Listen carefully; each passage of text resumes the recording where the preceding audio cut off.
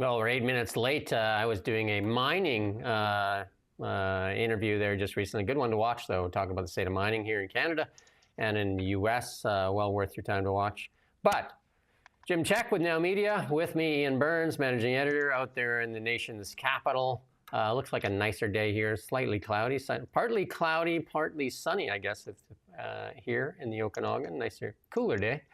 A little bit of rain we got. That's nice. And how are things looking out there? It's warm and sort of pretty cloudy. Looks a bit smoky, actually. So I think it's the fire smoke again. Mexico says no need for side deal with Canada. Is Trump close to ending the war in Ukraine? Carney meets with Métis groups, but some provinces say they're not interested.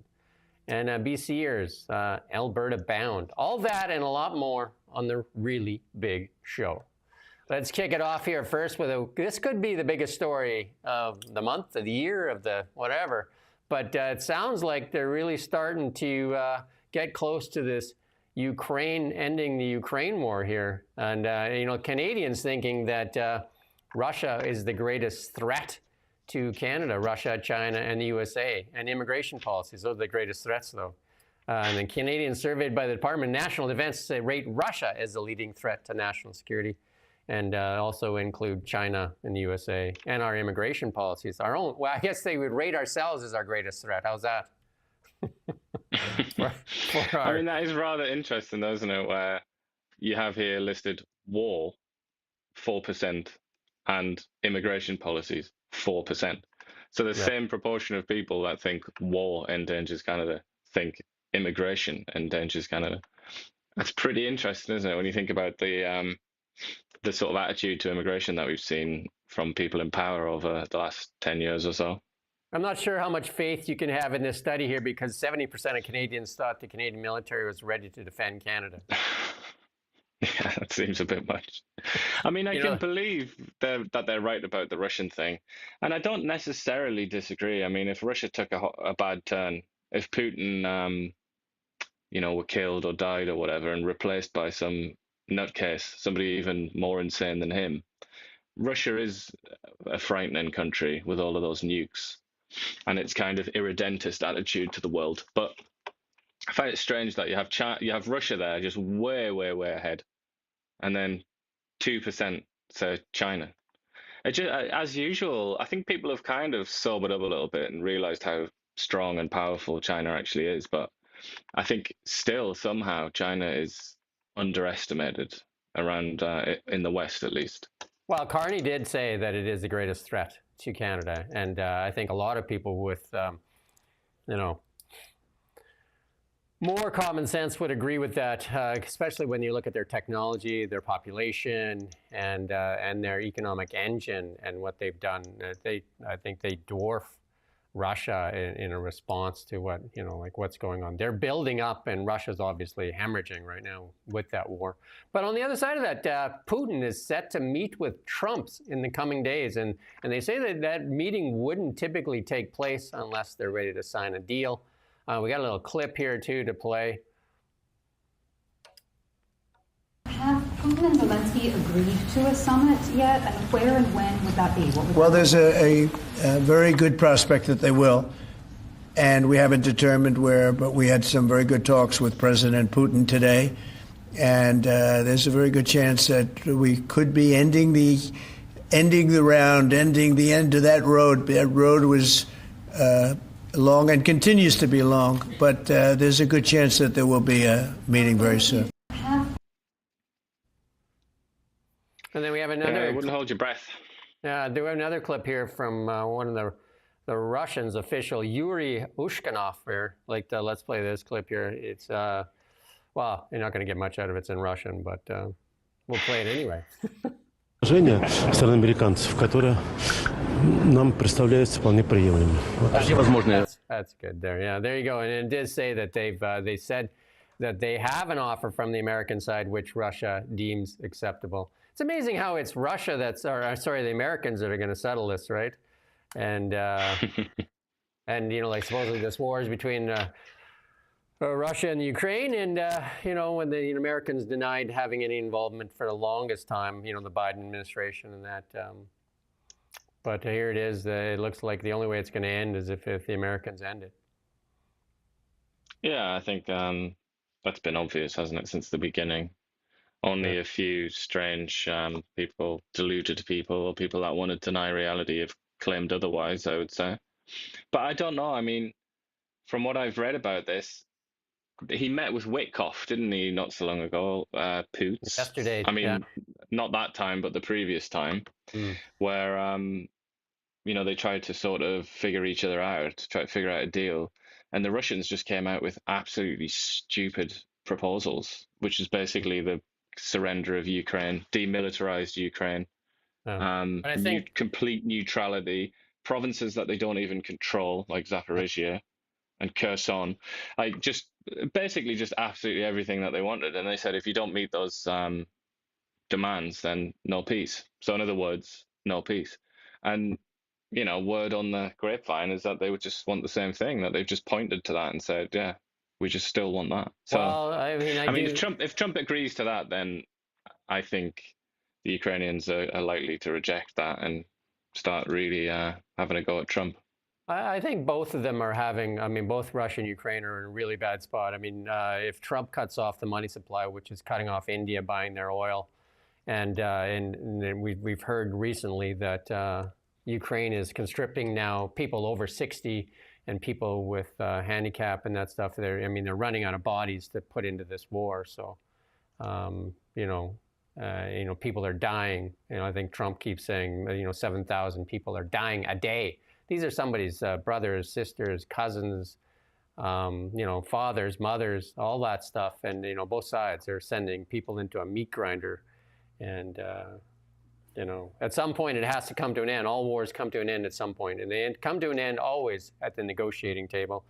And maybe cutting off Putin's money supply and even that deal with LNG, maybe that has made Putin. And I'm sure at the end of the day, what Trump is offering Putin is more economic security that he can sell to his people, right? Like back, I would bet dollars to donuts that part of the deal is going to be that Putin has access to the world markets again, the SWIFT system, all kinds of things, and he can start trading his goods all over the world again.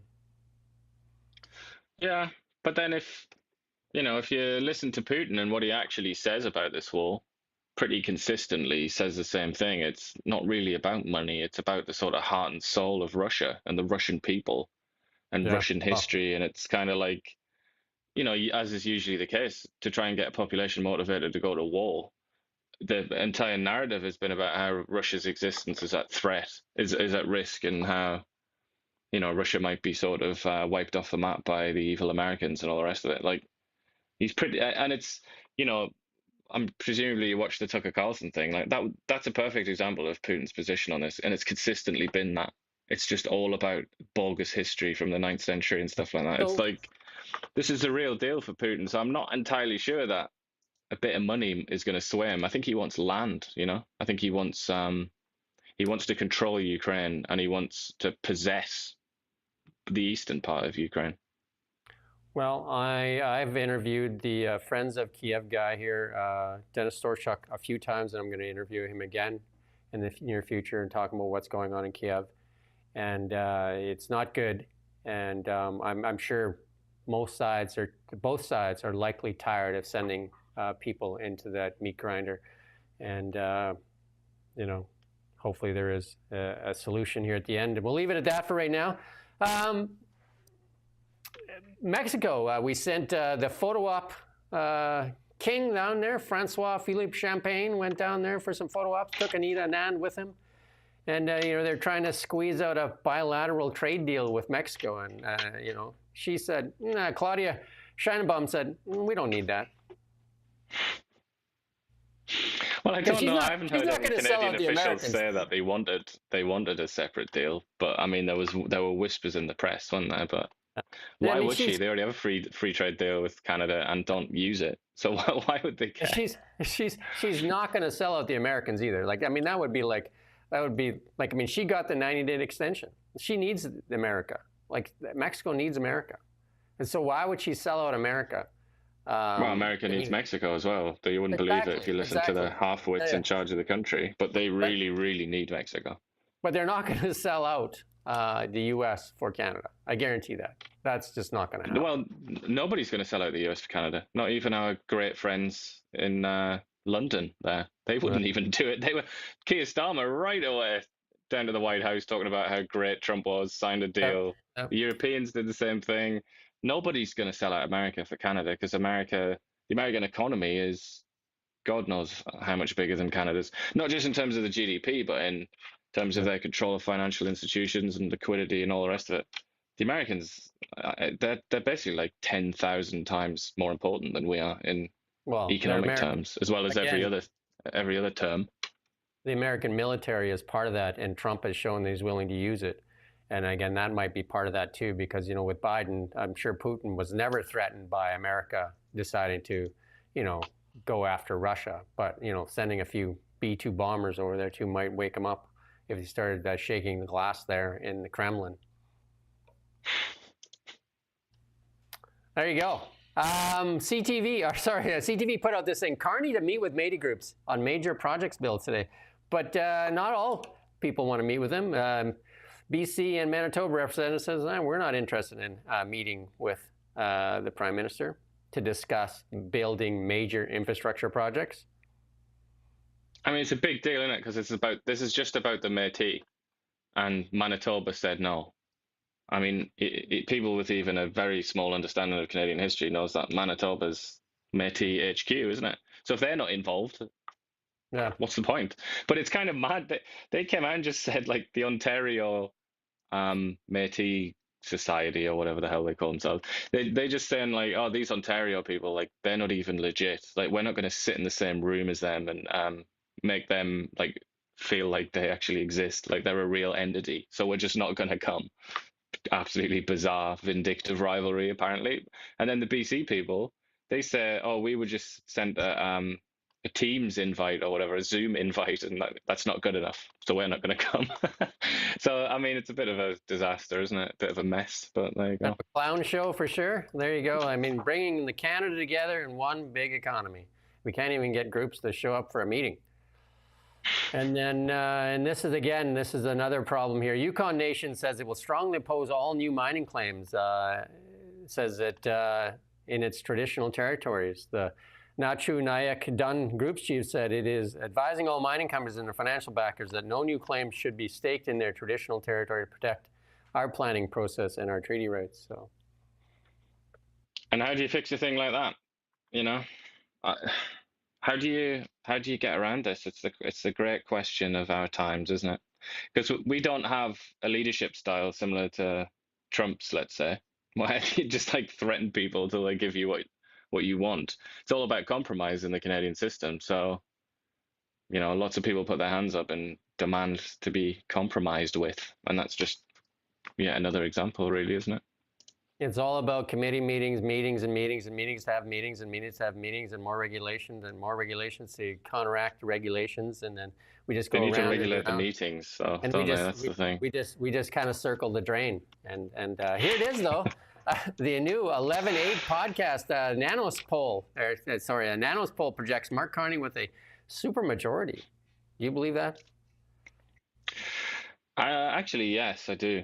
Well, there you go. Especially when I look at that map as well, and if that doesn't scream Western separatism to you, then you're not looking hard enough. I think that's just crackers. But I do believe it. Maybe because I live in the red bit, and I can tell you I put a lot of faith in anecdotes. Very unscientific thing to do, but I think it's more often right than wrong in my experience. When you listen, put your ear to the ground sort of thing. And people, in the worst case scenario, people are indifferent about Mark Carney, in my experience. But they automatically despise Pierre Poilievre. He is an absolutely despised, reviled person in this country.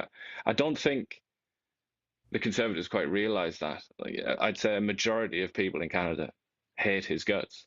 And usually they don't have very good reasons. Like sometimes, believe it or not, what I often hear is people talk about, when they posted a YouTube video and it had that little hashtag on it. Such a tiny, tiny story which just means nothing. But I hear people talk about that quite a lot, and just these little things. And I think they don't like the way he speaks. But yeah, I think he's personally unpopular, and Carney is just this kind of suit, isn't he? But people often don't really have any opinion of him at all, other than that he's kind of competent and successful. You have something here from Polyev, though. You put this in here. Polyev unveiled the Canadian Sovereignty Act and call to action a plan to counter illegal foreign tariffs and get Canada back to work. Yeah, I think he's just finished that now. He's in Calgary delivering that speech, and he just said what is kind of obvious. He was talking specifically about David Eby as well, and he was saying a lot of people, such as David Eby, say, there aren't any proposals for pipelines or anything or any of these projects. So, there's nothing on the table. So why should we even talk about it? And he's just pointed out how absurd that is. And he's just said, one of the laws basically makes it illegal to build pipelines. Another one makes it illegal to ship it from certain parts of the West Coast. Even if there was a pipeline, right? So you get a pipeline, you get it there, and then what? And then there's talk about production not being high enough to justify a pipeline, while at the same time there's an emissions cap, the industrial carbon tax. He's just, because he's an expert in policy, isn't he? He's spent his life in policy. He knows all about policy, and he was just like listing them off one after the other. All of these things that restrict the expansion of the natural resources sector, and they point out how silly it is that people then say, "Oh, but nobody wants to expand natural resources." Yeah, because the law is so constructed as to prevent that from happening. Yeah, which company is going to invest capital here in Canada when they can go to the United States and have less regulation and lower taxation? And here, if you want to do it here, these are the things you're going to go up against. Bill 69, C-69, makes it impossible to build pipelines and mines, for that matter. Bill C-48, even if you get the oil to the West Coast, you can't put it into anything. What are you going to do? An industrial carbon tax, which raises the cost for everything for Canadians, which means, like we took a look at that BC Ferries deal. They say, oh, part of that is cost. Well, they don't have a carbon tax, industrial carbon tax in China. And then the oil and gas cap that kills jobs, the EV sales mandate, which is, like the 5 CEOs from Canadian auto manufacturers have said, you kill that or we just kill this industry. Plastic ban, liberal censorship law targeting the energy companies, which gags producers from defending their work. And it's ridiculous. And I don't, you know what I mean? And then EB stands up there and says, well, nobody's interested. Nobody's come forward and say they want to invest. Why would they? Just common sense. Why would they? Like you just said, why would they? But the contrast with America, it's not just that it's easier in America and it's like, oh, you don't have these obstacles in America. It's actually the reverse, isn't it? Where there are incentives. Things like the carpet will be rolled out for you in America, and it's not just America. There are other parts of the world. He was talking about the Netherlands and Germany, Pierre Polyev, mostly accurately as well, where he was talking about their infrastructure projects and their pipelines and stuff. The Netherlands, for God's sake, the Dutch. Think about the politics of the average Dutchman there, and members of the EU as well. And he's talking about how rapidly they got infrastructure built. And he kind of points out that Canada is it's a pariah almost in terms of the way it behaves. It's impossible to build infrastructure for natural resources. Name one deal right now that Canada's got done since Mark Carney became Prime Minister. We can't even get a meeting, so I'm waiting. I'm waiting for the deals that, Polyev had a list of things he was going to get done, and we have a government in recess.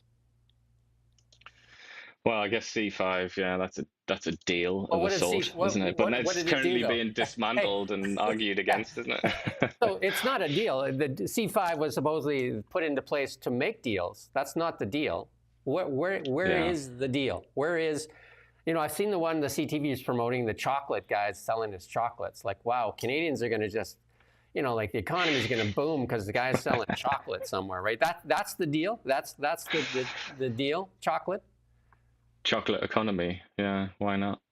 That's something that you can talk about and nobody Nobody's going to launch a protest movement against your chocolate factory, are they? Although they might, actually. Who knows? But by and large, that's not controversial, is it? So chocolate, chocolate, chocolate. Whereas the things that make money, real money, are controversial.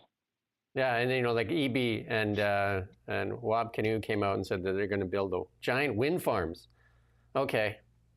Which are controversial as well, but they're willing to take the hits on that sort of thing because they actually believe in it and because their side loves it. Their side, has a lot of faith in that stuff.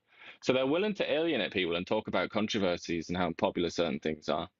They're willing to accept that when it comes to wind turbines, but not oil. This next tweet here from Sean Foyt, the Christian singer that's traveling across Canada and being canceled everywhere. The Justice Center, John Carpe from the Justice Center is actually helping him, as well as now they're talking about the stuff going on in Nova Scotia there with the premier. They're banning hiking, fishing, camping, or walking in the woods for the entire province there for wildfire safety. And I'm going to talk to him about both those things, and that's this afternoon. So if you want to listen to that, it's John Carpe, which I've interviewed a few times here on these violations of basic, Charter of Rights. Christian music and walks in the woods, banned. Banned in Canada. Why would you want that? Why would you want that? The worst thing that you could possibly do, Sean Foyt, is put on a concert in the woods in Nova Scotia. Then there would be absolute hell to pay, wouldn't there? And if you had Sydney Sweeney come in there and open for you. Toss out Talking the baseball or jeans. something like that. Yeah. Oh wow! Anyway, with here we got this. Hat on, then that's then you sending the choppers, then, aren't you? Sending if you've got any. David Eby his mind would explode. We got a guy here in Nova Scotia just showing us how mad this is. Like, just take a look at this clip here.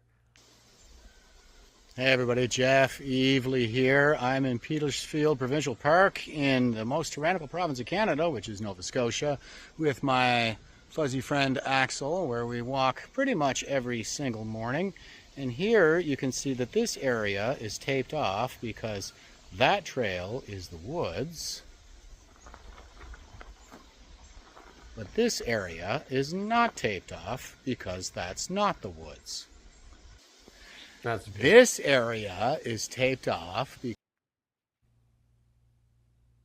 I mean, if you were a nefarious actor who wanted to start a fire, you wouldn't have any problems whatsoever doing that, would you? I mean, you could just throw a Molotov cocktail or something. You actually made it better because nobody's there to see you do it, right? Yeah. Do you know what I mean? And I imagine as well, yeah, you could just use a drone, couldn't you? You know, if you're really committed to doing this kind of thing, or one of those lanterns, Chinese lanterns.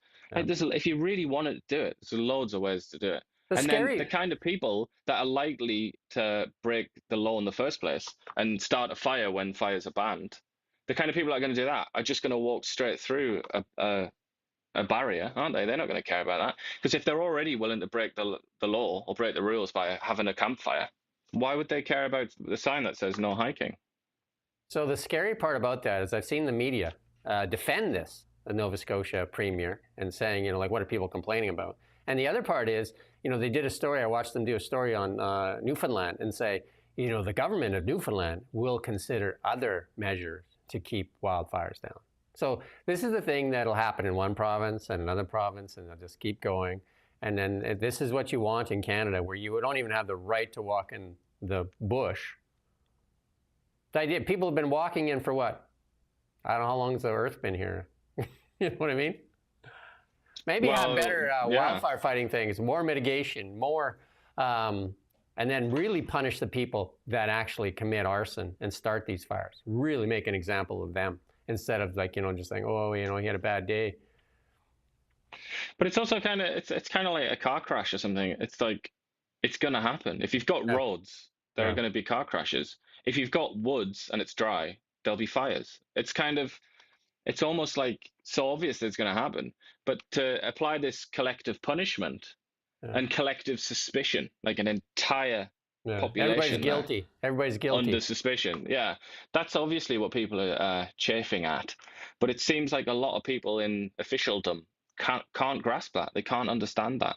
Why a completely innocent, well-behaved person would be upset to be banned from walking in the woods, and put under suspicion when they would never do anything. They would never take, a match into the woods or whatever. They would never start a fire. Yeah, I'd advise people to watch. I'm going to interview John Carpe, and he's standing up for people's Charter of Rights here. I mean, this is, to me, is absolutely ludicrous and ridiculous. And the media the government-funded media that seems obviously compromised is actually helping the government out by saying, "Oh, well, why are you complaining? It's not a big deal." And two, just like, and the Newfoundland government will consider other measures. They haven't even considered them, but they're basically saying you should consider these measures. And then the reason why do the press and a lot of people in like officialdom, to use that word again, why do they instinctively side with the government when they do things like this? I think in part because it tends to it's a split down class lines, isn't it, straight away? And it's kind of a status symbol. It's a status symbol to be on that side, on the side of the more authoritarian group. And it's like an anti-status symbol to make a video like this guy did, where he's like, "Oh, look at this." It's almost like you're signaling that you're not part of the elite. You're not part of the kind of upper middle class or upper class or whatever, or the educated classes. I think it really does. It's not to go all Karl Marx on you, but I think there is a class element here. I think if Mark Carney wanted to really make a good impression for Canada, he should be publicly phoning up on the line, phoning up the Nova Scotia Premier and say, "Stop it right now. You are violating the Charter of Rights here in Canada. That's enough. Stop it." And but will he? No, I wouldn't imagine. But even if he did, would we even hear about it? He does a lot of things on the QT, doesn't he, our Carney? If he does anything at all, he does it behind closed doors. Here's Andrew Scheer, the former leader of the Conservative Party, running a tweet here. He said, "Carney ran on a promise, I'll get a deal, so where is it?" He's calling him out on his deal. Because he did say he knows how to handle Trump, and obviously, he's one of the few that hasn't been able to handle Trump. Yeah, and we've almost forgotten now, haven't we? But cast your mind back to the election, and Trump, not sort of brazenly and not every single day, but generally, he favored Mark Carney, and his actions favored Mark Carney. You have to ask, why? Why does it appear that Trump wanted Mark Carney to win the election? And when you look at how it's gone so far, maybe you get your answer. Yeah, and again, this is what's actually happening, though, right? So they keep that industrial carbon tax, which puts our industries at risk. And if you really wanted to strengthen Canada's economy, you would get rid of it. And $49.5 billion has fled Canada just in 3 months. People are leaving Canada as well, and and it's this. I don't know. And then we had this already, this Métis thing. But here's one Canadian press story that we put up on Kelowna Now here. Low-income renters press governments for ways to cool their apartments. So they're demanding air conditioning, right? Why not? Sandra Walsh says she's struggling to breathe in her apartment when temperatures across Nova Scotia soared in July. And she's on social assistance and says that she can't afford an air conditioner. And it says it affects her breathing. And she says here she wants a $300 air conditioner, but that would leave her with little money for food or medication.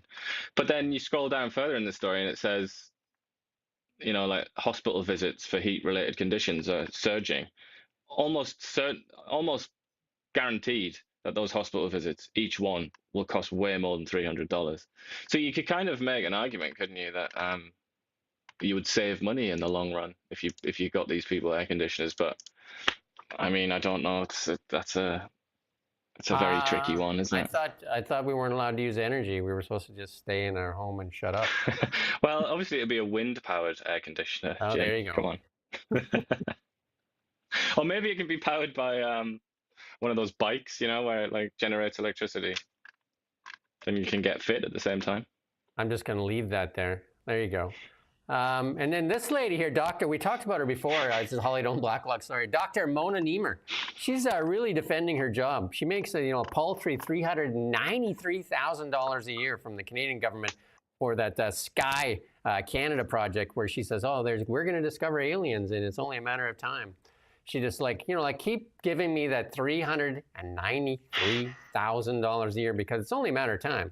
Why do you think she might be biased in keeping saying that she needs to keep her her department alive there? Why do you think that is? She's a turkey voting against Christmas. She's a very clever turkey. Hey, I give you 393,000 reasons that she believes that there's aliens. I mean, to be honest, I totally get your point. And if you take this template of how you've set this up and apply it to almost any element of the bureaucracy, I'm going to give you all the thumbs up in the world.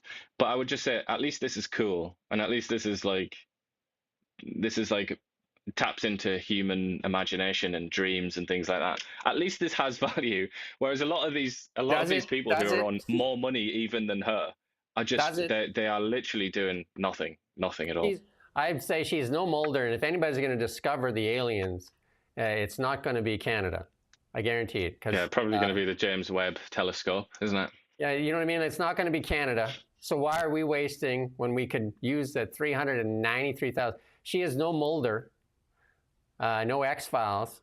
You think maybe SpaceX, NASA, this telescope, or even if there were aliens, you think they'd come to Canada first?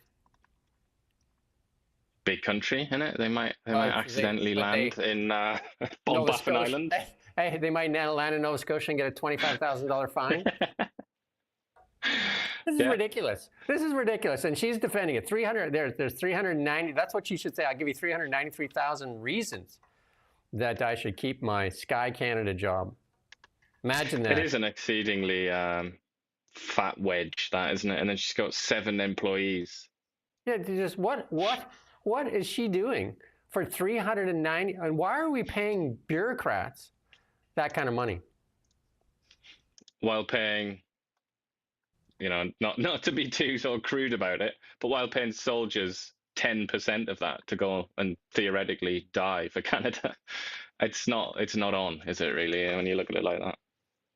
Yeah, so she's 390. Imagine what that whole department is. I think we had that earlier, what their whole department is costing Canada. And you're right. You're asking soldiers that, we can't even get any soldiers to join. But the ones that do join have been vilified too. Remember, they say they're racist and a bunch of crazy people. But we're asking them to kill strangers for $40,000 a year.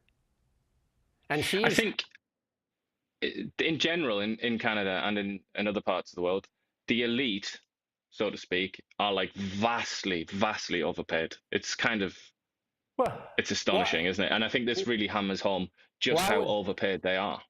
Why would this lady ever vote for Conservative that would cut her job? 300. I'll give you 393.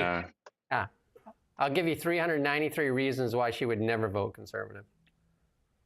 I'm sure she had a Mark Carney sign in her lawn, probably flying at the top of her car. You have to ask, how long has this program been in effect and what have they actually found? Somebody answering the phone. Why not just pay the soldiers? They can do that on the side of their desk there, right? And they can they can ask the aliens for functional equipment. Ridiculous, absolutely ridiculous. And that's the liberal way, right? $393,000 for Canada's version of the X-Files. Because that is, not to like go again full Karl Marx, but that's the elite and the sort of, I wish I could think of a better term, but you know what I mean, like the upper classes or whatever, the highly educated, the professionals. That's them looking after their own kind. And the Liberal Party represents those people. Whether you like that or not, whether you're a liberal or you're not, that is the lay of the land right now. They represent that class of people. And obviously, they're looking after their own kind. That's usually what parties do when they get in power. They look after their own. And this is what it looks like with the Liberals. And they will tell you how important their job is. And they'll Well, list. obviously, I mean, sorry to stick the knife in to teachers, my beloved teachers. But how many times have you heard a teacher like almost in tears about how hard their job is? And then that's usually after you ask them a question, what do you do with the 5 months off a year that you have? It's like, oh, the job's just so hard. It's like, I'm sure it is hard. Yeah, I believe you. But the only reason that they're saying that is because they don't want you to look at all that lovely time off that they get, and they don't want you to assume that they have it easy. So instead, they talk about how hard it is. And here we go with another Blacklock story. Holly Jones says that she's putting this out here. Is Scotiabank declines to comment on this their refusal to make change for a walk-in customer unless they open an account. Isn't that ridiculous? Hey, can you break this 5 for me? I need to do the parking meter. Are you a customer? It's no wonder. I mean, I can't imagine that was happening like every day. It's that's no not something wonder. that happens all the time, is it? It's no wonder people are fed up with the banks. I tell you, like you can use if you're not going to give you service, then why would you not just go to Wealthsimple or some of the other apps out there? Because, what are you getting? If they won't even break change for you. They won't break change for you, but they're getting something from you because they get sweetheart deals from the Bank of Canada, which exists, because of us. We basically allow that as the demos, as the people in this country, we allow that institution to exist, and then they proceed to give glorious interest rates on massive loans to Scotiabank and the rest of them. So that's besides all the other perks that they get. So they're not going to do anything for you, but you're doing a lot for them. They won't even comment on it. They said they have to talk to their legal counsel first. They don't even own up to it. Well, you didn't give change for this person. Yeah, well, And then often they're like, well, we're a private company. You can't say that when you rely on the Bank of Canada to function as a sort of going concern. You're not really a private company at that point, are you? Partially. I can tell you right now, if they do the central bank digital currency, like the EU is thinking about doing, this is not going to go well for Canadians as well. An American man detained after alleged attempt to enter Canada by kayak. Well, you'd think that. Why not, right? If he's coming by kayak. At 1 a.m. It's a bit of a suspicious time. Sounds like just wanted to go for a sail, buddy.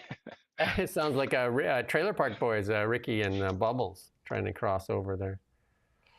I mean, it could be innocent. He could have just been drunk or something, but who knows? And this one here, it was actually, Blacklock said it earlier, but Michelle Rempel-Garner put it out there. The Liberals have stopped updating public information regarding the number of people coming to Canada as well as the number of removals. Why would they share that information? Who would want to know? And Melissa Landsman, an MP there, says, how many cross illegal, how many claimed asylum, how many ignored deportation? Why can't we have those numbers? Same reason we can't have a lot of the numbers, I suppose. Same reason we can't have a budget, because it's inconvenient right now. We highlighted this story, and then Dan Elvis, it's on Kelowna now, Dan Elvis actually did an opinion piece on it. We're one of the only outlets that cover Bill C-18. And we were allowed one question, no follow-up. And we thought the second question that we didn't get to ask was the BC Ferry question, that one of the reporters would have asked that question, because you think that'd be the top thing. In British Columbia especially, one of the biggest scandals here in BC. Nobody asked the question. Nobody asked the question. And then these are the same people that call Trump a dictator, including the Canadian media, call Trump a dictator, including EB and all the rest of them. Yet they won't answer questions. Trump will stand there all day answering questions. Over and over and over. Yeah, and also the American press, very, very flawed group of people overall, I would say.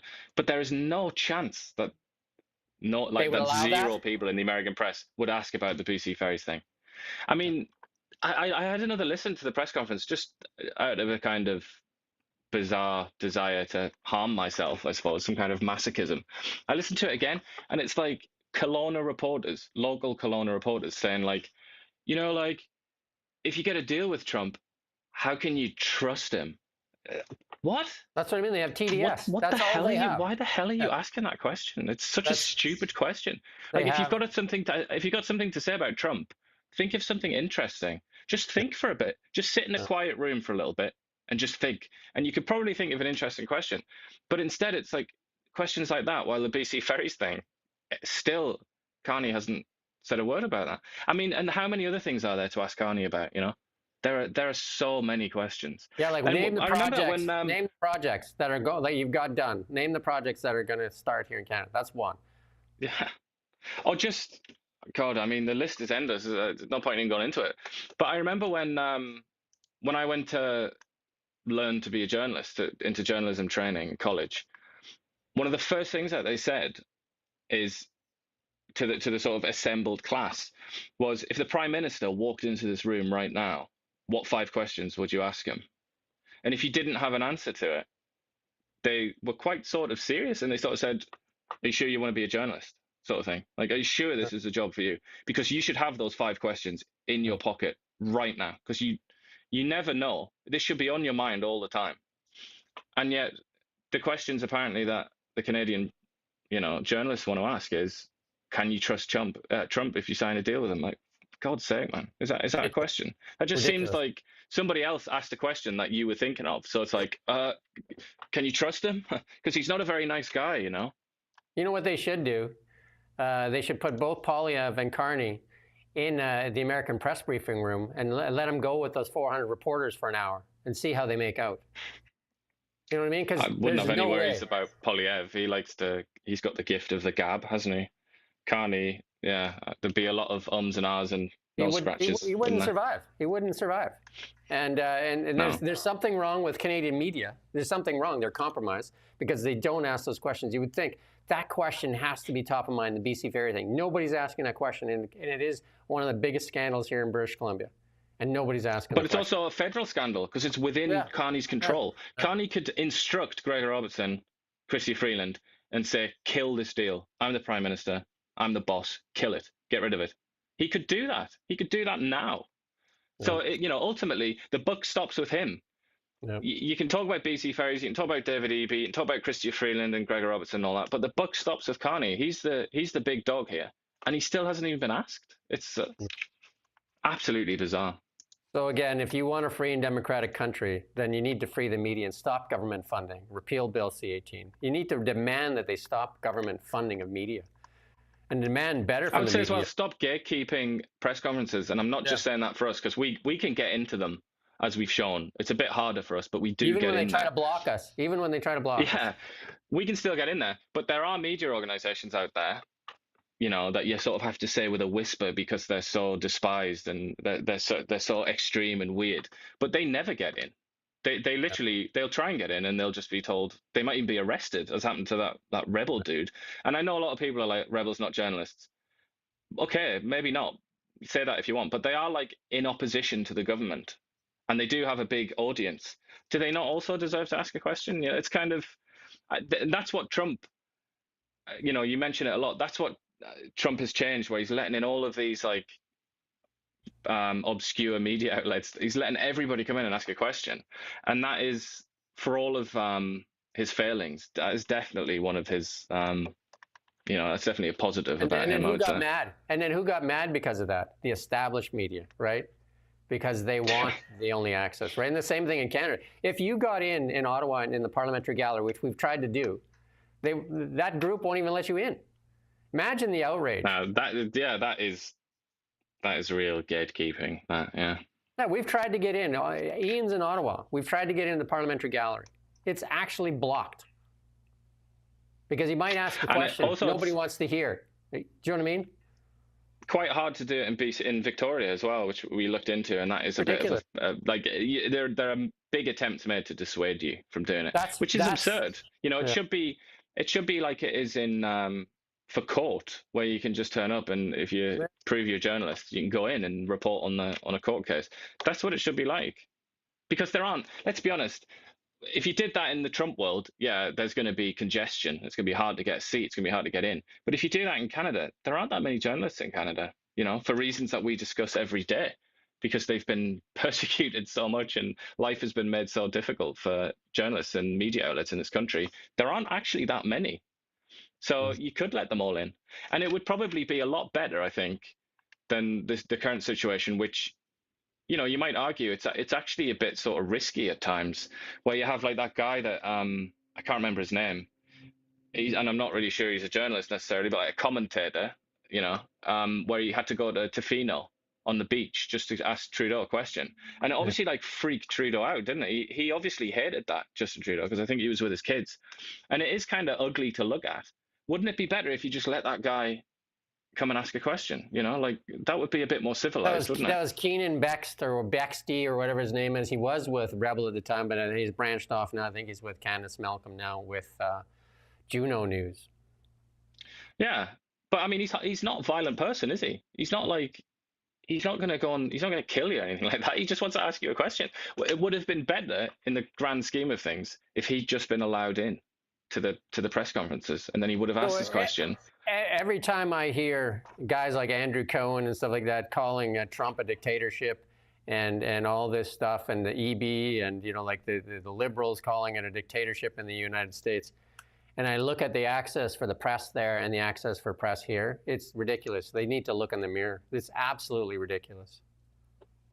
Yeah, I think that's valid. Yeah, I can't.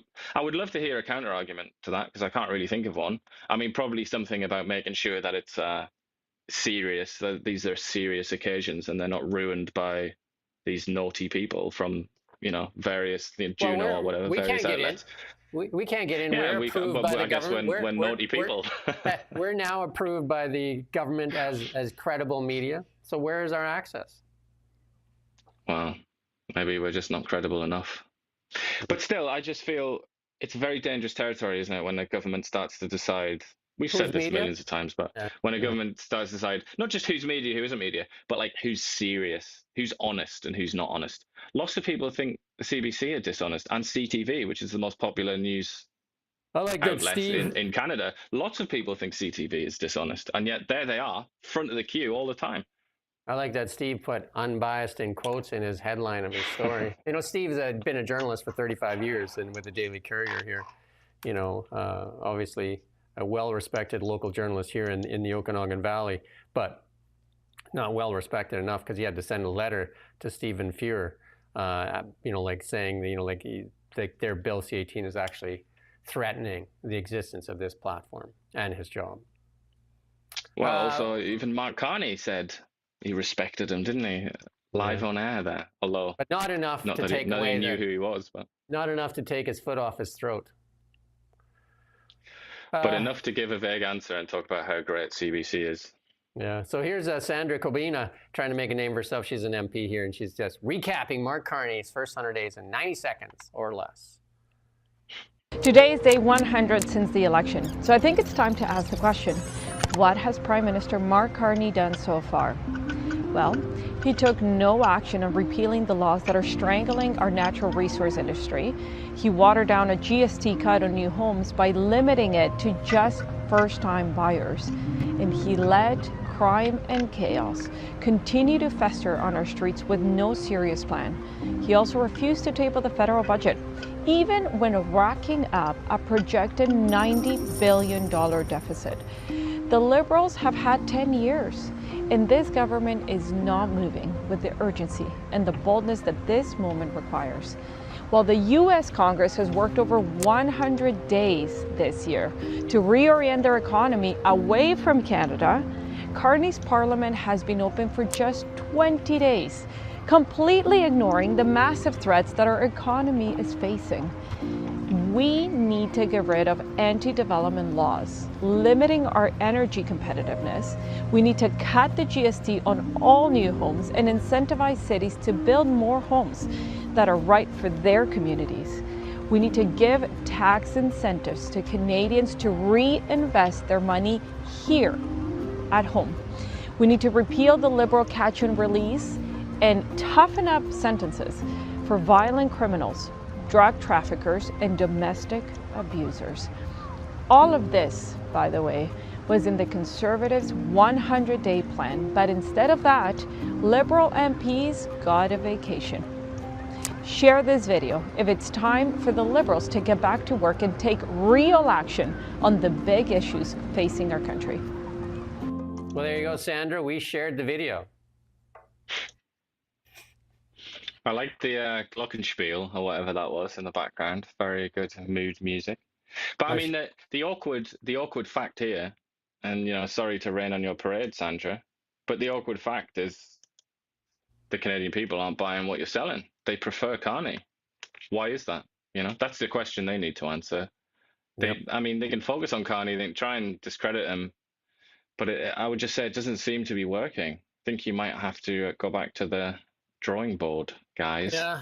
Let's move on to international news, and we'll try to speed things up a little bit. But here's Trump. We're going to skip that first one now because we already talked about it. Trump in the Oval Office there with CEO Tim Cook, and they're going to invest over $500 billion, $600 billion in the United States over the next 4 years. And let's do this little clip here. Oh, there you are. Hello, fellas. I missed you. Today, Apple is announcing that it will invest $600 billion, that's with a B, in the United States over the next 4 years. That's $100 billion more than they were originally going to invest. And this is the largest investment Apple has ever made in America and anywhere else. And it's just an honor to have you. As you know, Apple's been an investor in other countries a little bit. I won't say which ones, but a couple. And they're coming home. There you go. I did make that threat, though. It was 100% tariffs on chips. And obviously, Tim Cook says, yeah. So that's the biggest investment Apple's ever made. So, and they're actually opening up a silica glass plant for that, like their magic glass or whatever you want to call it, their glass for their phones, their smart glass in Kentucky. So lots of industry. And this is what a deal looks like. This is what Carney needs to. Where's the deal? Where's the beef? Where's the deal? That's a deal. Well, he didn't come willingly, did he? As you alluded to, Tim Apple. He had to be cajoled and threatened into doing this. And so, maybe Carney could learn something from that. Sometimes you have to be a bit tough if you want to get a deal. And guess what he also came with? Bearing gifts. I'm going to play this clip. Morning wine. It's engraved for President Trump. It's a unique unit of wine. It was designed by a U.S. Marine Corps corporal, a former one, that works at Apple now. That's good. He's done well. Designed it for you. And the base comes from Utah and is 24 karat gold. And it sits, I'll take the liberty of setting it up. Wow. 24 karat gold has quite the brick there, right? 24 karat gold. It's amazing to see. Not only did he bring $600 billion and an investment in that Apple's never done, really. They outsourced everything. When they're Foxconn, all the phones are made in China. And here it is. They're coming home to the United States, and they talk about Tim Cook. If you go listen to the whole clip, Tim Cook talked about that Apple's a great American company. It is one of the greatest companies in the world. It influences the whole world. I mean, everybody knows what Apple is, right? There's an Apple right here. I have a little Apple ecosphere.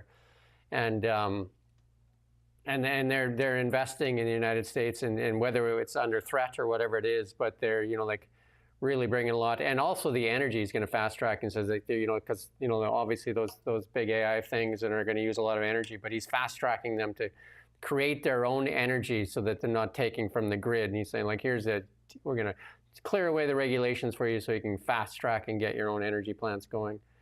That's not happening here. In Canada, it's not happening. And then I took the liberty to find it because I think a lot of people are just like, does he get to keep that?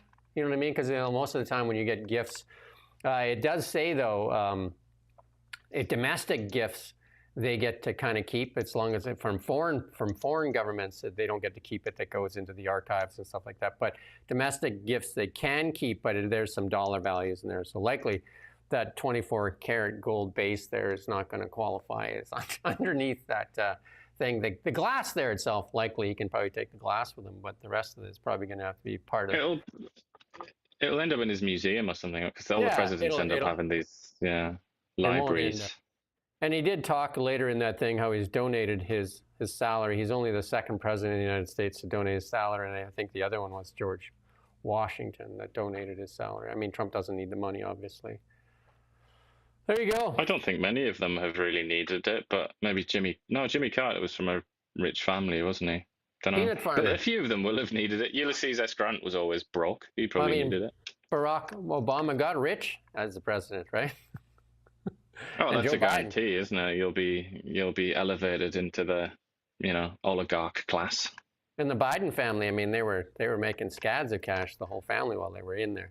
Elon Allegedly. Musk is allegedly. Elon Musk and X have won that against the Gavin Newsom's lawsuit restricting AI content during elections. So there you go, big win for free speech there in the United States. Big win for lawyers. Big win for somebody. And here's the tariff by status. New York Times did this little chart here. It's a nice little quick look at it. And there's the new rate: Canada and Brazil and India and parts of Africa. And then the ones that got the deal, you can see Europe there, all in blue. That's the one there. And then the pending deals are or upcoming deals are Mexico and China there, right? And Japan got a deal. You can see. I mean, EU EU looks pretty there, doesn't it? And it's nice blue, but they got a pretty crap deal, I think. And so did Japan, so did Korea, so did Vietnam. I'm not saying they didn't get a crap deal, but I'm just saying they got deals. Got some deal, yeah. I think Britain as well. Britain probably got, of all the non-CUSMA countries, I think Britain got the best deal, probably 10%. There's your Keir got her. This guy used to be the Superman actor, but he's joining ICE, and they're getting tons of people to join ICE. And he was the Superman and I watched that series in Lois and Clark, right? So he's joined ICE, and there you go. Like, I think they've had 80,000 applications. What's that? I read CNN's article on this, and I think it was either the first or the second paragraph said that they basically said it's ironic because Superman was an immigrant. How do you expect to retain your audience when you say stupid things like that? Let's go back to like somebody says, hey, we don't need that $393,000 department because we already have Superman. He's an identified immigrant or alien, isn't he? He's an alien, yeah. So Dr. Mona Niemer, there you go. You don't need to. You can quit now because we've, according to CNN, they've discovered the first alien. He's not working for ICE. It's just amazing the sort of he's working for ICE. Dishonesty. Yes. I mean, yeah, clowns. It's absolute clowns. It's absurd. The population of Japan fell by a record amount, more than 900,000 people in 2024, and that's as all the older people are kind of dying off here. So close to 1 million more people died in Japan than were born last year, according to official data. Maybe when I go to Japan in November, I'll stay there, and then I can add to the population total. According to my friend there, it says it's safer there.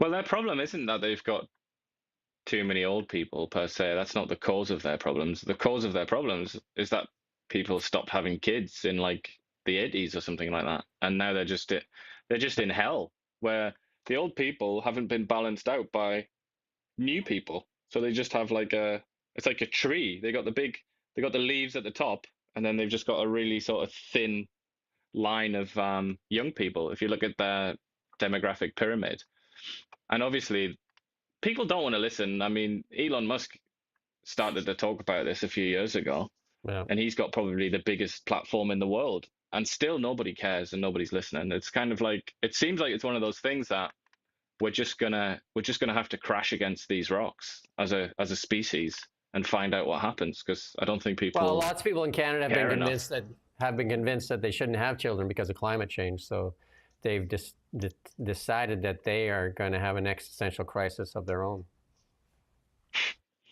Smart people. Keir Starmer says, and this is break. I don't know if this is. I didn't validate this, but they're saying there's a petition calling for a general election. Not that a petition is going to mean much, but there you go. I think it is. Anybody can start a petition. Yeah. But it's even higher now, I think. And it's not the first one. Somebody did another one exactly like this. They're just like these little memes, really, basically. But it does highlight that a lot of people really don't like Keir Starmer. Let's move on to BC stuff. The BC Ferry Marine Workers Union are saying there's a lot at stake with this launch of Build Them Here campaign, and they're asking Canadians to kind of or British Columbians to raise their voice and try to get that deal kiboshed there. And they're saying this is a national interest decision with generational consequences. And you talked about it yesterday. You're saying it's not just the billions of dollars that go to China to feed their state-funded military or whatever you want to call it. It's the economic spin-offs that come from building those ferries here. You know, like from the dock workers to the welders to that then go spend the money at the bakery and in the grocery store and all that kind of stuff. And EB never talks about that economic spin-off that we need desperately here in British Columbia. They don't talk about it because they're dishonest. They're absolutely dishonest about what they say. When the CEO of BC Ferries says, well, it was cheaper there, again, they're not giving two hoots about what the community is like here in British Columbia. But they would if the contract had been awarded in Canada. Then you'd have David Eby coming on talking about how wonderful this was and how great it was. But obviously, because it's gone the other way and he doesn't want to be pestered about it, doesn't want his reputation to be destroyed by it, he's just trying to dismiss it. But I mean, how much money do you think? Maybe some economists would know better. But I feel like it's literally unquantifiable. I feel like you can't. It's not even possible to add up how much benefit this would bring, because you also have to factor in that like young people would be trained in a skill that they would then use for 50 years or something, the rest of their life, and it could affect their earnings and therefore the tax that they pay, and also how then there's the intangibles like that knowledge being passed down one generation to the next. It's so huge. I really think it's not even possible to calculate it, and yet we're told, oh, the Chinese came in with a cheaper bid. It's like, I don't know. I feel like the only people being shortchanged are the Canadians, the Canadian people. How much money do you think that CEO of BC Ferries makes? Do you think he tops the Sky Watcher there, Sky Canada? And I would say there's a good chance of that, yeah. No responsibility to the Canadian public. There you go. And here's a bit from Sam Cooper. Supposedly a story's going to drop today. Sam Cooper, one of the better journalists here in Canada. Listen to this clip here. I was at a conference recently with some high-level police and criminal intelligence people. I was asked to present. And, what I heard on the record from a very, very senior Canadian criminal intelligence official was that Canadians have no idea how embedded the Mexican cartels are in Canada. And again, as we've discussed, the cartels, billion-dollar brutal terrorist organizations that work hand in glove with the CCP, who supply them precursors and launder their money around the world. That's the deal. And it's not that Chinese crime just leaves the lab production and the gangsterism to the cartels. They've got their teams on shoulder to shoulder with the cartels as well. But the CCP is at the top of the show. But my point here is this very senior Canadian official told the crowd that I later addressed in a panel of law enforcement professionals, cartels are $1 billion a day operation. They are extremely embedded worldwide, extremely embedded in Canada, and they thrive through corruption. So are the cartels, directly corrupting Canadian officials? I'm sure they are. There's no question. Suppose he has a story that's going to drop today. He's been looking into this BC Ferries deal too. And because it is puzzling, very, very puzzling as to why that deal was given to the CCP. Especially at this time. The timing is just ridiculous, and isn't it? It's even more puzzling crazy. Why they don't, with all this heat, why they don't back it off. You know what I mean? Like, why don't they say, whoops, sorry, you know what I mean? Like, doesn't make any sense. I do think, I asked Dan Albas this when we interviewed him about it. I do think it's important to mention that the diplomatic element is probably quite important, because we're currently in a sort of trade war with China as well, though you wouldn't know it. You think we were just in one with the US. But the Chinese are really punishing us economically, and we're trying to figure that out, aren't we? So I feel like if we awarded this contract to, in effect, the Chinese Communist Party and then took it away, that would probably be a bit of a diplomatic event, and it could be bad for Canada's economy. But at least that's rational. maybe I'm trying to desperately find a rational excuse for this. And listen to this one here. How many stories do we do on this? How many stories do we do on this? BC teachers suspended for inappropriate comment and personal text with students. You know, very inappropriate as well. And grade 8 students, a grade 8 French class, and because they were doing numbers, and you know, after each set of 10 numbers, they asked the student what's next, and when the class reached 69, he said mouthwash. For grade 8 students, do you want your grade 8 daughter in that classroom with this guy? A grade 8. What is that, 11, 12, 13? I'm kind of... So he says this comment was directed to the education assistant, but was heard by students. As if that's... Why is he directing it at her? That's an excuse. Yeah. And here's the punishment. He is suspended for 1 week in order to complete a course on maintaining respectful boundaries. Wouldn't that be part of the common sense of, like, this is part of your job? You're an authority figure with children. And he's also texting. And also texted, right? Yeah. And then he went to the house. He reportedly invited the student to his home. So in his house, served them food and hugged them. What is going on? And this is what the punishment is. 3-week suspension. Yeah. Suspended. Well, he was suspended without pay for 1 week at the end of October and reported to complete a course. And then the commission proposed a 3-week suspension. And, he said, well, yeah, I can do 3 weeks, right? How does this guy even have a teaching license? How? It is a little bit crackers, isn't it? I wouldn't put my child back in that classroom. There's not a hope in heck. Well, we see as well with the nurses, we also do that, don't we? Those stories when they come out, and they do sometimes the craziest stuff, like punch patients. They steal drugs and sell them, or steal drugs and use them. This is and grade 8. Make huge errors that lead to bad outcomes, and then it's 5 days suspension, and you go and do this training. It's like, what? How is it that the liberals are angry at the conservative population that says, they don't want their children subjected to things here's a guy that's actually inviting children to his home, making sexual innuendos, texting grade 8 students. I don't know. Beggars belief, really, doesn't it? Macklin McCall, MLA on the west side there, says BC exodus hits 25-year high, thanks to the BC NDP's failure to address housing affordability. And we've done stories on this. We'll do some more stories on it as well too. And I've talked about it before. I've actually interviewed the guy from I think it was Two Men with Big Hearts. They talk about how the trucks go to Alberta full, come back empty, and when they're moving companies. But they're playing in the song in the truck is Alberta Bound. Cheaper housing, better paying jobs, more opportunity. No tax. No personal, no provincial sales tax.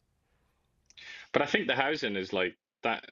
You can't ignore that, can you? The housing situation in BC is just, it's kind of like an epidemic. It's like a gigantic disease that's killing the province. They won't address it either. They won't talk about it. Here's Peter Millibar talking about top 3 years of people leaving BC and who was in power. 2024, 70,000 people from the NDP government. 1975, 65,000 people, NDP government. 1998, 64,000 NDP government. At some point, it's the youth that are leaving too. It's what we need. If you just want to have a province of a bunch of old people screaming that have blue hair and stuff like that, and are screaming at how they need more free stuff, what are you going to have a province of? You got no industry. Definitely not get any pipelines then. No. And Dan Elvis put this out. The campaign urges British Columbians, we talked about it, speak up and contract their MP and MLA to demand the 4 new ships be built in Canada. Dan Elvis is doing a lot of work on this. He's the one that asked for that commission, which they have going, and they're asking for those documents. It'll be interesting to see those documents. So, yeah, how they provide those documents. Yeah, how they provide those documents. It'll be interesting. And here's Gavin Dew, another MLA. He's for Kelowna here. It was on Global actually.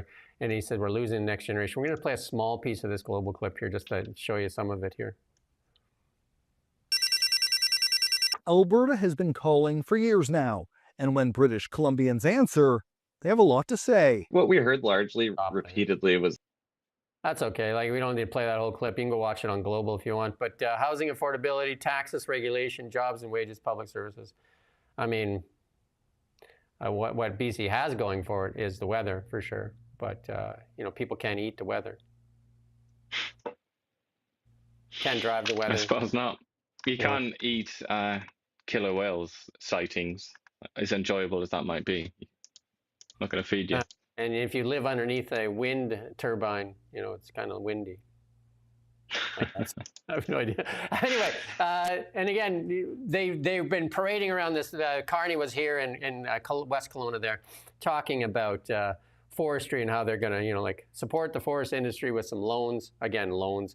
The U.S. just hit BC forestry, and this is, and I put by posts in there, like all the stories we've done on forestry. And here's the Conservatives putting out that forestry's been in trouble for years and years and years here in British Columbia. So a few loans is not going to help. $1.2 billion worth of loans is not going to help an industry that's been punished by the BC NDP for the past 10 years. And here we are, and it's a big opportunity, I guess. President Trump canceled massive wind farms that were approved by the Biden administration. And I think, isn't it Ravi Kahlon that put out just like, you can come to BC and create your wind farm? Well, let's see the contract. Let's see it. Yeah. Let's see the blueprints as well. What's it going to look like? I mean, that's often dismissed as trivial, isn't it? But they really are ugly. They're absolutely hideous, and they do blight landscapes. But it's also about efficiency. You know, for the amount of land that you need to use to generate a certain amount of power using wind turbines compared to a nuclear power facility or something. The ratio is terrible, you know? Yeah, solar is by far... They really require a lot of land. Solar by far is the cheapest form of energy, and wind is not. Bitcoin jumps, and then into the markets here. Bitcoin jumps as Trump signs an order that you can put crypto in your 401ks, which is kind of like our RSPs here, right? So look at that. Trump is so friendly to Bitcoin, isn't he? It's all their Christmases come at once. Bitcoin up this morning. It's at 116,310 this morning. And the rest of the markets are, gold is up this morning as well, up 1630. Again, I advise people to go watch that interview I did with the mining guy. Gold is up. Oil is off like 25 cents on West Texas Intermediate. And our Western Canadian Select is selling at a discount, as usual, at $52. There you go. We're going to move on to our tech section. I wish that was reflected in our gas prices. Yeah, our tech section. And we talked about this already, that Apple is going to make their screens in Kentucky. So every iPhone is going to be made in America. Well, the screens anyway. And Holly Doan, again, this story is coming out. This I don't know when they walk back this EV mandate, but they don't have a choice. Like, they absolutely don't have a choice on this, but they keep pushing against it, right? It's like pushing on a rope. And then there's weaker sales. Again, they had those tariffs on Tesla, the best EV out there, and like obviously people weren't buying them when there was $20,000 to $25,000 extra on there because of the tariffs. But weaker sales in 2025 likely for a variety of reasons, including the economic climate and that. But another piece out here from Lori Goldstein there saying 5 auto CEs warned Carney in May that EV mandate would inflict serious damage. Again, we've said it a zillion times on here. There will be no auto sector to protect unless they drop that EV mandate. But it's odd, isn't it? The way the Carney government, like at first, it looked like he was going to do stuff quickly, didn't it? Because he got rid of the consumer carbon tax right away. I think that really energized a lot of people and sort of made them feel optimistic. But then we see this, like, how slow is this? Like, is anything going to happen? At the end even, but if it does happen, why is it taking so long? They need to walk it back, and because right now they're making plans, and Trump has said that. I watched his press conferences that the auto manufacturers, he said, are coming back from Canada and Mexico and building plants in the United States. And the longer they stall on this, the more it's going to be, unless they hand out tons and billions of dollars in corporate welfare. Like the dealers, like maybe Stellantis sticks around for the corporate welfare, but then they don't do anything. Like we've seen this already. How much corporate welfare did Honda take for their EV plant and then say, yeah, we're going to shelve that for now? Still not good enough, is it? Nissan is famous for doing that as well. Just takes so much money, and then they go like, it's still not good enough. We can't do it. Yeah, there's not enough money here. It's a real shame. But Doug Ford can stand at the platform and talk about being Captain Canada. And, anyway. Elon Musk put this out there. X is now the #1 news app in Canada. Uh-oh. The Liberals are going to have to shut that down in a hurry. Because, like they're going after X at some point. Yeah, because it's, it's basically uncensored, isn't it? Unfiltered. And, yeah, we know from the last 5 or 10 years that they really don't like that on social media. Go and follow the Liberal MPs and go and see the feedback on them when they do their photo ops. Like Anita Anand and then Francois Philippe Champagne. Like there's nothing there. It's just photo op after photo op after photo op. Just nothingness. Just empty nothingness. And that little cringe video that David Eby did with Wab Canoe. Who in their right mind said, well, that's a good video to do. Let's put that out there. Hey, because that was absolutely. Let's free some trade. That's a great line. That was so tone deaf to what people in Canada are feeling. And here's something that lawyers are going to be up in arms about, I guess, and accountants. Myself as an accountant, a CPA, this is coming for accountants and lawyers. Legal AI startup named Harvey, after the Suits thing, opens up Toronto office, and this is coming. What is going to happen then if we've just got like masses of unemployed lawyers? We're definitely going to have a revolution then, aren't we? It's going to be French Revolution style, which was also carried out by lawyers. Watch out. Yeah, more regulation. They can. The lawyers haven't been defending the people. They've been helping the governments because they pay better, and in creating these, especially in COVID. Where was the defense of Canadians' rights and freedoms there? Just like this is going on right now in the Nova Scotia there, we can't walk in the park. Here's a doctor explaining AI too. It's in our health section, explaining how patients are coming in very much informed. I don't know about other doctors out there, but for the first time these past few weeks, I am truly feeling that our days are numbered because of AI. And that is because at least my patients are coming in with very, very difficult questions. They're high level, very granular and nuanced type of questions that I've never been asked before in previous years. And they are coming in with way more knowledge about what's going on with them. And they are, I feel like, using that to at least kind of probe the doctor, at least me, about like how much they know. And I think they use like these questions to kind of gauge their competence, because they're using these AI chatbots to get a lot of base information that they would get from their doctor. So now they're entering the office visit with the next level of questions. And I just don't think doctors are going to be used to that, especially if you've kind of been coasting for a while, barely keeping up with your CME, or maybe you're not in academics and you're not constantly staying current. And and I'm not saying that just because you don't know some random fact that you're not a good doctor, but I think real or perceived patients are going to use this as a...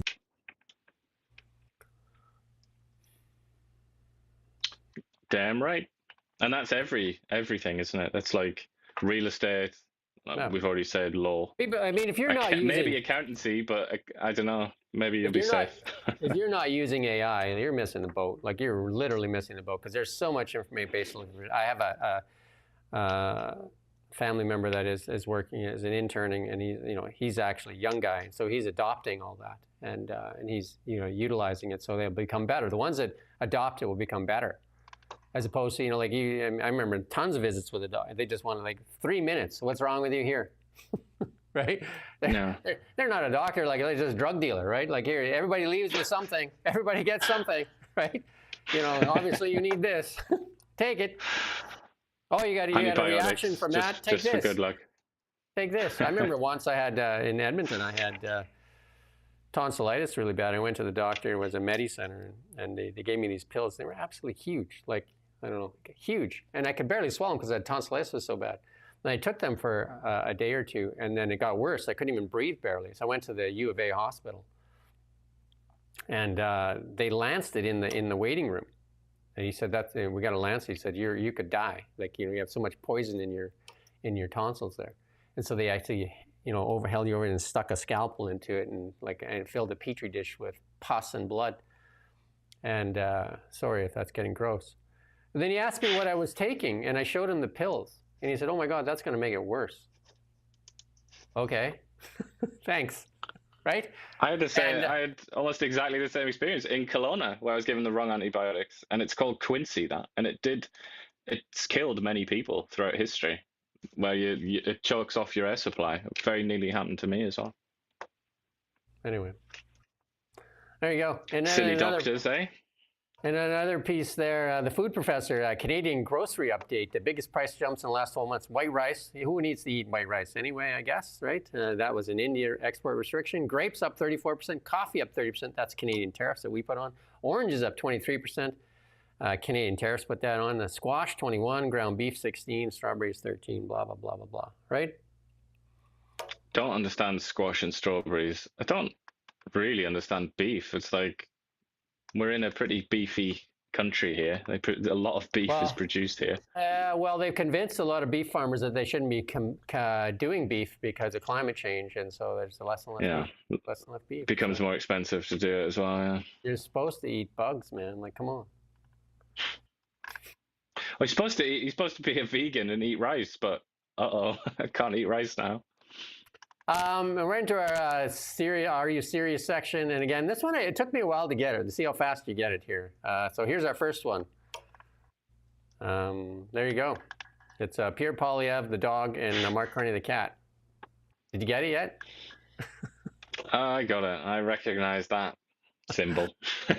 Having drawn, when I was a kid, it ended up on a lot of my textbooks. There you go. Yeah. I don't know. Although, but is Poilievre, what's that, a pit bull or something? I don't know. Something like that, a boxer pit bull. And this one here, I put it in here because, like, are you serious? This is what we have to deal with here. Violent crime in Canada declined every single year under the Conservatives, and Trudeau got elected, and it all went to whatever, limbo. There you go. They've got a chart that goes up. Wow, that is not a good looking chart. And then this, I didn't put the video in here, but apparently CBC, this is an ex-CBC employee, says that CBC has a crying room. This when you don't get your raise, or what's going on when they don't get the funding they wanted? Pascal St. Onge was trying to leave them with a double. Remember when Trudeau and Pascal were leaving, they said CBC should get double the budget from $1.4 billion to basically $3 billion. And then Carney, they were basically saying, all right, we failed to, C18 hasn't worked. It hasn't changed the media landscape to suit us in a way that we like. So we'll just give more money to the one media outlet that we like and that is nice to us. And then Carney just, cut them off by, he only gave them 100 million more, only 100 million more. And the executives wasted no time to dole out the raises for the executives. Pretty sweet deal, right? Because they didn't like Catherine Tate had to beg for her bonus. And they said they don't like the bonus having to beg for the bonus. So, which she took anyway. She said she deserved it. And so now they just took the bonus and just lumped it onto their check so that they don't have to beg for it. It's just already they're getting it every day. Smart, creative, crying room. And then this it's actually 150 million. Was it not just 150 million? 100? Oh, 50% higher than what you were estimating. Wow. Mad. 150 mil. That's a very, very nice chunk of change, isn't it? And the rest of the media outlets are standing there with their begging bowl, asking for money as they get choked off Well, the CBC has got their head in the trough and says, you know, if some of the crumbs fall on the floor, you're welcome to those. Good job the CBC is so entertaining and, you know, well informed. Otherwise, and unbiased. You'd be wondering if it was worth it, wouldn't you? Hey, and unbiased according to Mark Carney. But you know, the lady running Sky Canada might be competing with the CBC for salary, $393,000. We got this clip here in the Are You Serious section for Nature's Council. I'm going to play a small part of it here. We're telling Nova Scotians, stay out of the woods. We are restricting travel and activities that really aren't necessary for most of us. The fine for violating any of these bans, $25,000. Nova Scotia just made hiking a $25,000 crime. You heard that right. If you so much as breathe near a spruce tree, they'll financially nuke you. There's a province-wide ban on entering forests because they're dry. Parks, trails, trees, shut down. Remember when it was just a fire ban? That made sense. Now it's no nature walks for peasants until October. You didn't light a fire? Doesn't matter. You stepped in the woods? $25,000 fine and probably sent overseas. It's so serious the government opened a snitch hotline because your neighbor camping in a tent is now a bigger crime in Canada than being a child predator. I have a question. If an immigrant collecting money from the government stands under a tree, do they get sent home or collect the $25,000 bonus? This isn't about wildfires. It's about conditioning, control, getting you more used to your leash, getting. And there's another tweet out there that shows you some of the other fines that you get for, like, you know, shoplifting. You know, some of them are bigger crimes, break and enter and stuff like that. They're like $1,000 and stuff like that. But hey, if you walk in the forest, $25,000. And the way he said it, he said it with such relish, didn't he? And there was such like menace in his voice when he said it. $25,000. It's like. I remember they did that in COVID too. They did the same thing in COVID. They just made these absolutely. Remember there's a video out there where they broke into that Quebec lady's home when she had more people in her home than she was allowed when she had her family there. And the police went there and arrested her. Again, those were, the media is complicit. And the media went there and did that story. It's no different than the king used to send his soldiers out there to grab a couple of peasants and put their heads on a stick to let the rest of the peasants know what happens if you disobey the king's orders. Exemplary justice. Yeah, that's the name for that. And anyway, the left is going to lose its mind. We're going to play this clip here. And this is a trend that's it's called some kind of like rage talk or something like that. I don't know. But what's that? Rush talk. Anyway, we're going to play a small clip here. There's a place you can go, I said, young man. When you're short on your dough, you can stay there. And I'm sure you will find many ways to have a good time. It's fun to stay at the YMCA. It's fun to stay at the YMCA. There's a lot more of that. And it's sororities there doing their rendition to Trump there, YMCA. That should get some of the crazies going. Sydney Sweeney, take some heat off Sydney Sweeney. Is that so? That was real. I thought it was AI looking at it. No, it's their the sororities are doing there. I think it's if you go on TikTok and search it there, Rush Talk or Rush Tick or I don't know. I'm not a TikToker, but there you go. That's our show for today. We left you with that. You won't see that on CBC, guaranteed. Well, you might on the problems with white supremacy section. They might look at it. Poor Sydney Sweeney. Sydney Sweeney, the world's foremost SS officer. Poor Sydney Sweeney. And then they've actually made their rage on Sydney Sweeney has actually made her into probably one of the top models in the United States, if not the world. She's a brand that is probably they just vaulted her into stardom. Because who else would have cared about an American Eagle ad? Literally, how many ads do you know from, I don't know, like pick brands, Maybelline? How many brands do you know? Like when they have like how many, like when they used to drape a female over like a Chevrolet or something like that. How many of those do you know? But you sure know Sydney Sweeney, don't you? Well, something to compare to would be Apple, who spends so much money on their advertising, and they do it to such a high standard, like technically. Yeah. And yet, I can't remember the last Apple ad that I saw.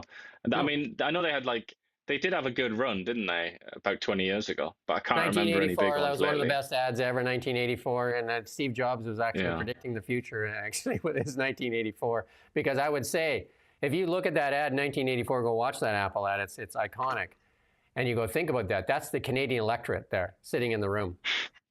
And they need either Pierre Poilievre's got to get himself a pair of red shorts, or somebody in that party's got to get a pair of red shorts and break that screen. That would be nice. There you go. Go watch that ad. It's pretty good, though. It's pretty powerful. Maybe we'll play it tomorrow. Directed by Ridley Scott as well. There you go. And Steve Jobs, one of his other ads that was really good is Think Outside the Box there, where he said, bring me your crazies, you're the ones that don't fit in. Those are the people I want. But not here in Canada. We don't want those people. We need people that toe the line, put their elbows up and shut up and don't go into the forest. Are you going to accept it, Nova Scotia? That's the question. So I have the John Carpe on later today. And if you want to send them some questions for John Carpe, because you can actually, just in the tweets here, or in the comments here, you can put them in. There you go. You must eat the bugs. That's Tony. And Ray says, please fix your volume. We do hear that a lot. I mean, I don't know what's wrong with the volume. It sounds fine to us, doesn't it? But we do need to fix that. Oh, it's the video clips, they say, and the clips are, I don't know. Right. Anyway. Fair enough. That's it. We'll see you tomorrow. And then we'll see you tomorrow. Tomorrow's Friday, isn't it? It is. All day tomorrow's Friday. All day tomorrow's Friday. We're still here. And then we're going to ask CBC if some of the crumbs fall out of their trough as they slop at it. If they share some of their crumbs with some of the... Share the crying room with us so we can shed a tear. With the unworthy media here that are only worthy of one question. If you want a democracy, David E.B., Mark Carney, allow reporters to ask questions and not one question. Right? Allow follow-ups. Like go watch Trump, and then how do you say that they're running a dictatorship when they have access to the press? That's one of the foundations of a free and democratic society, is being held accountable, isn't it? But his critics just turn that against him, and they say, look how he uses the media to implement fascism. Look at him, just like Hitler. So, it's kind of like a conspiracy theory, isn't it, where you can't do anything right. Even if you do something that looks objectively good, you can still just bend it and call it fascism somehow. And that's, I guarantee you, that's what somebody would say, a critic would say. People are voting with their feet. They're absolutely voting. Some of the Canadians or British Columbians are going to Alberta, and a lot of Canadians are going to the United States. A lot of companies, a lot of capitalists belong to the United States, and even the leader of our country has demonstrated that himself, where Brookfield moved to the United States, and 93% of his assets are in the United States. Mm-hmm. And yet that question isn't even asked. His career started there, didn't it, as well? How many reporters have asked that question? Will you set an example as a leader to bring your assets and your Brookfield back to Canada, the headquarters, and your investments back to Canada? Nobody asks. Well, I mean, there were a couple of little questions, weren't there, during the campaign, but that's just gone now. That's not a live issue anymore, is it? Thank you for watching. See you tomorrow. Again, at I think later this afternoon. Actually, at the Bitcoin show's on actually later this afternoon as well. That's our second season. We're kicking off the Bitcoin show, and after that, John Carpe is going to be on from the Justice Center. We're going to talk Sean Foyt, the Christian singer, and we're going to talk the Nova Scotia ban of you walking in the park. No walking in the park. Okay. All right. Until then, thank you for watching Now Media. We don't just report the news. We live here too. We're your neighbors, bringing you stories that matter to all.